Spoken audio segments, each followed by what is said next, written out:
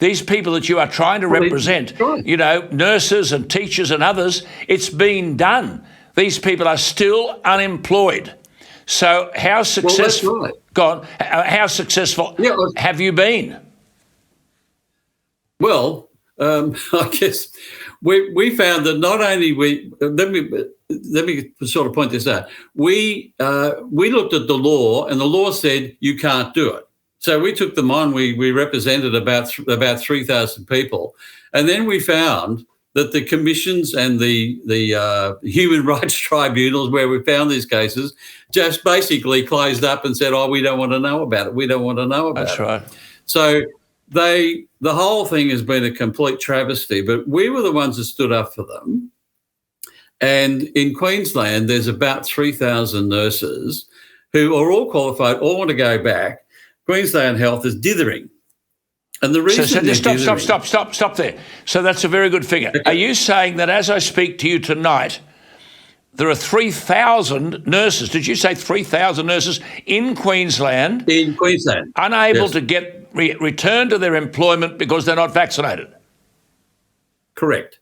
But the government has just changed the rules to allow it because they are desperately short. Patients are dying, right, because there's just a desperate shortage of nurses.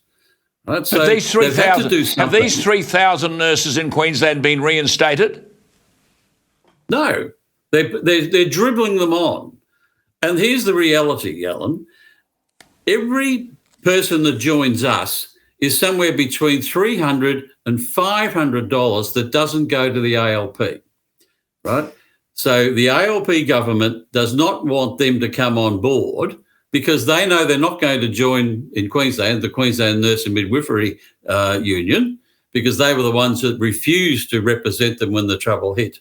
So they are still saying they're going to do it, but in practice, they haven't really started yet. So these nurses are really just industrial cast-offs. I mean, a young lady, this is staggering. I mean, a young lady has written to me and said, quote, "I've applied for my practicing nursing registration."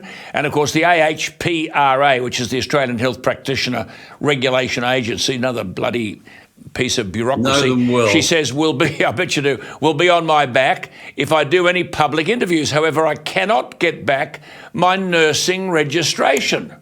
Now, I've been at this in the media. You've been at it, but in spite of we might think we're doing a great job, but in spite of everything we might have done and said, there's a roadblock. There are 3,000. God knows how many nurses across Australia and teachers and policemen and women are still unemployed because they're not vaccinated. Yeah, and it could all be solved tomorrow if the non-Labor opposition stood up and started yelling and screaming. I agree. But they've said nothing. They backed it all, right? They couldn't see down the track. All they had to do was say, right, they're doing that. We don't have to go along with them. It's the Westminster system. But they fell over themselves supporting in every aspect, particularly Victoria and in Queensland.